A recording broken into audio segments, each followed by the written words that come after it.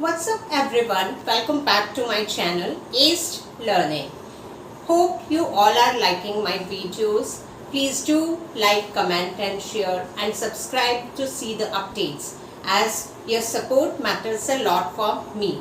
So my today's topic is Class 12 Economic Chapter 1 Introduction to Macroeconomics. So I will cover up the topics in this video, that is global economy, what is economic and the difference between economics and economy, and the meaning of macroeconomics, the four sectors of the economy, and the most important topic of the first chapter, that is circular flow of income and stock and flow meaning. So let's go on. Let's understand the meaning of economics and economy. You all study economics as a subject, and in this subject it has different meaning. We all know that human wants are unlimited and the resources to fulfill our wants are limited. And secondly, the resources have alternative uses also. For example, water has alternative use and milk has alternative uses also. Almost all the things have alternative uses. For example, coal. Coal is limited natural resource, but it has alternative uses. It is directly used in the mines. It is used in generating the power or electricity. It is used in cooking also. It is used for heating in home and industrial areas also. So likewise that these have alternative resources, and economics is the optimal utilization of the resources at both micro and macro level. Micro means small, as the I denote individual, and macro means large, as A denote aggregate. Economics deals with the rational management of limited resources, where an individual consumer is able to maximize his satisfaction, individual producer is able to maximize his profit, and at macro level a country is able to achieve highest possible GDP growth and highest possible social welfare. Now let's know what is an economy. An economy is a system by which people earn their living. For example, the doctors go to hospital and earn their living, the teachers go to school, the farmers go to fields, and an entrepreneur go to the farms to earn their living. That is called the economy. Economics is divided into two parts, microeconomics and macroeconomics. Microeconomics deals with the economic issues related to small and individual economic units. For example, individual firm, individual industry, individual producer, individual consumer, and an individual market. So microeconomic you have studied in class 11th in details. Macroeconomics. So in class 12th we will study macroeconomics in detail. Macro means large and it handles the economic issues of the economy as a whole. For example, aggregate demand, aggregate supply, national income, national employment, inflation, etc. Our economy is made up of four sectors: the households, the producers, government, and rest of the world. Let me introduce them. Economy is divided into four sectors. First one is household. These are the consumers of goods and services, and these are the owners of factors of production. Secondly, firms. Firms are all the producing units of the economy. These firms hires factors of production, that is land, labor, capital, and entrepreneur. Land, to set up a firm we need the piece of land, and labor we need manpower also, entrepreneur who take the risk of production, and capital we need money to produce the goods and services. And these firms provide factor payments for their services and produce the goods and services. Next one is government. It is also called public sector. Government include the welfare functions, and government serves as a producer also.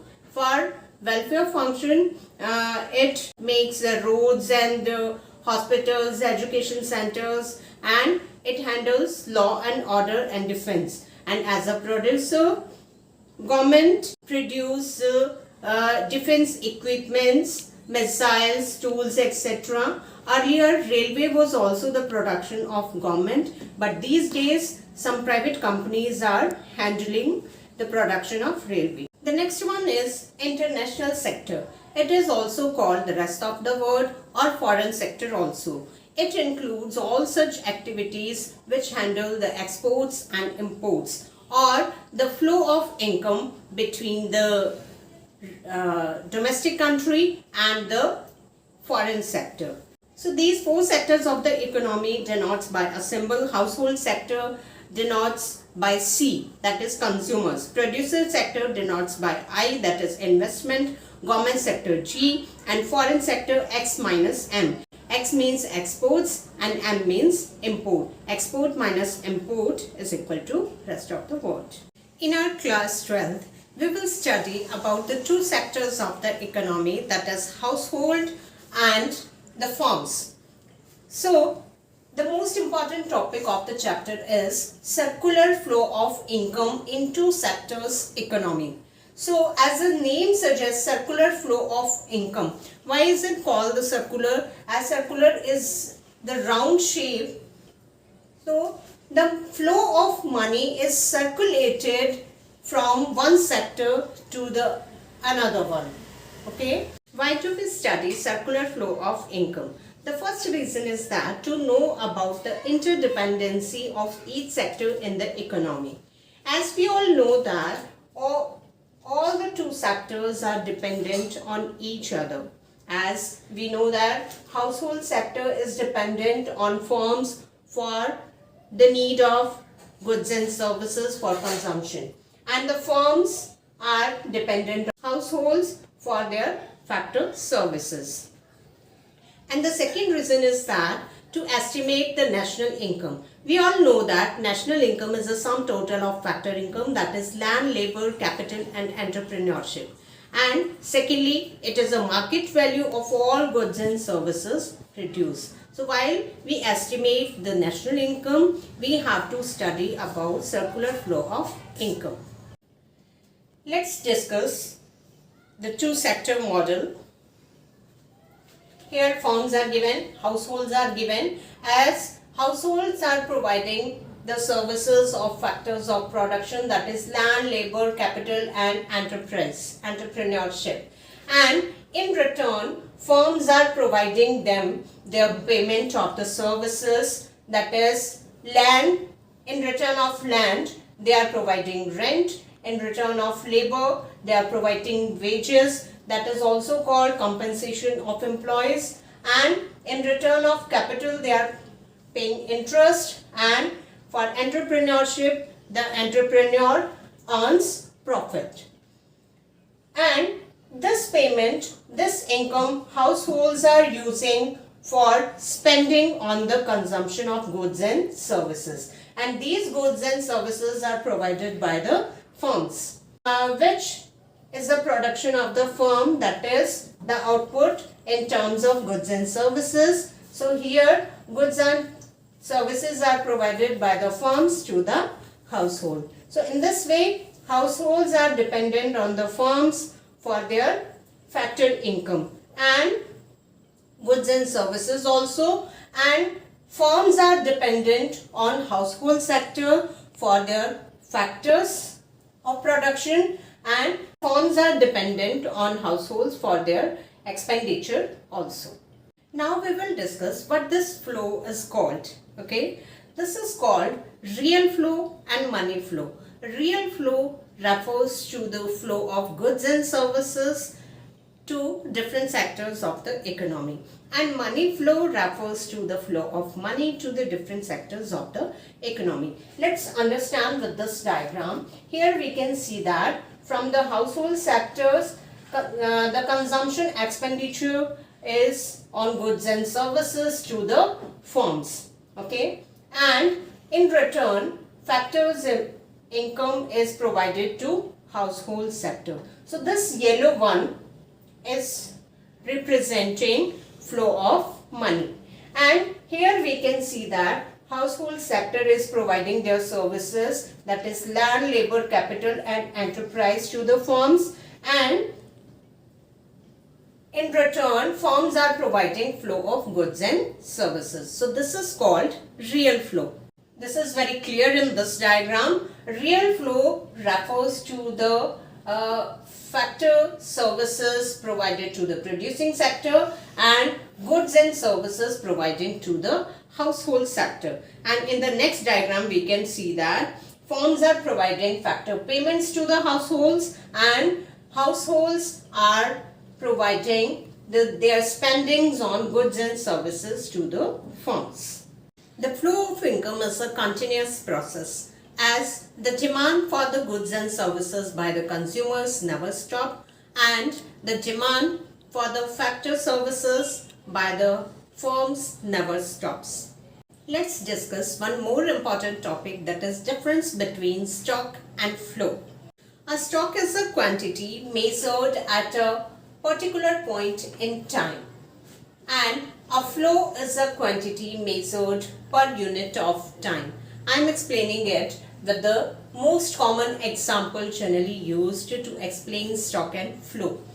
You can see this tab. If I will open the tab, the water flowing into the tub, that is the example of flow, and the water which is collected in the container, that is called stock. The example given here, the US capital stock was $10 trillion on January 1, 2013. So we are estimating only the capital stock which was collected on 1st January 2013. We are talking about only a particular day. Here the example of flow is US investment was $2 trillion during 2013. So here we are talking about the whole year 2013 and the investment in the whole year was $2 trillion. Let's understand the difference between them. Here stock variable refers to that variable which is measured at a particular point of time. As I already told you that stock we measured at a particular point of time, that is for a single moment, and flow variable refers to that variable which is measured over a period of time. Over a period of time means to say that it is measured as per hour, per month, per week, per day and per year. So it is dynamic. It doesn't have time dimension. So stock doesn't have time dimension as it is measured at a particular moment at a particular time. So it doesn't have time dimension, and flow has time dimension because it is measured at per moment of time, that is per hour, per week, per year. Next one is stock is a static concept. Static means still, it doesn't change, and flow is a dynamic concept that changes as per the time. Let's understand the difference between stock and flow with the help of an example of the bank. While we deposit the money in the bank, that is an example of stock, and while we get the interest on the same amount, suppose we have deposited 20,000 in the bank, and while we are getting the interest on the same amount, that is called flow, and if we withdraw 5,000 out of it, that is also called flow. So depositing the money is an example of stock, and withdraw and that interest on it, that is an example of flow. Here the population calculated on the particular date, that is on 10th July 2022 is an example of stock, and the number of births during the year 2022 is an example of flow. So here we can see that the food which is stored anywhere, that is an example of stock, and the food consumed, that is the example of flow. The distance covered from Delhi to Mumbai written on the milestone is a real example of stock, and the speed of the car covering the distance from Delhi to Mumbai is a real example of flow. There is beautiful thought written on it. I would like to read for you. Life is like a journey. I set out together with you. Along the way, there are beautiful sceneries. Both are touched and exciting. We take pictures while walking. Enjoy life, enjoy the life. So there are particularly two meanings of enjoy life and enjoy the life.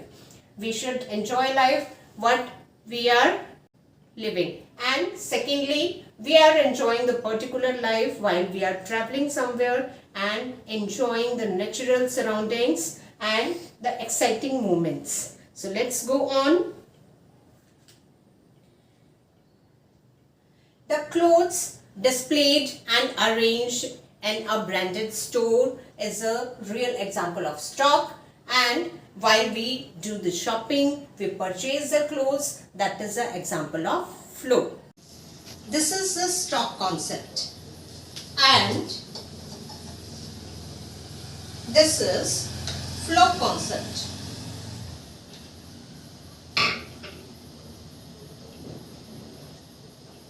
Start with it. As the rice in the jar is stored, so that's why the stored item associated with the stock, and it is related to the consumption. So that's why consumption is related to the flow. You know what I find interesting in today's lecture? That is the examples of stock and flow. I'll be happy to take a question from you now. I will provide you 3 terms and you have to tell that these are the examples of stock and flow. The first one is wealth, second investment, and the third is exports and imports. So type your answer in the comment box and practice with few more examples. Have a nice day.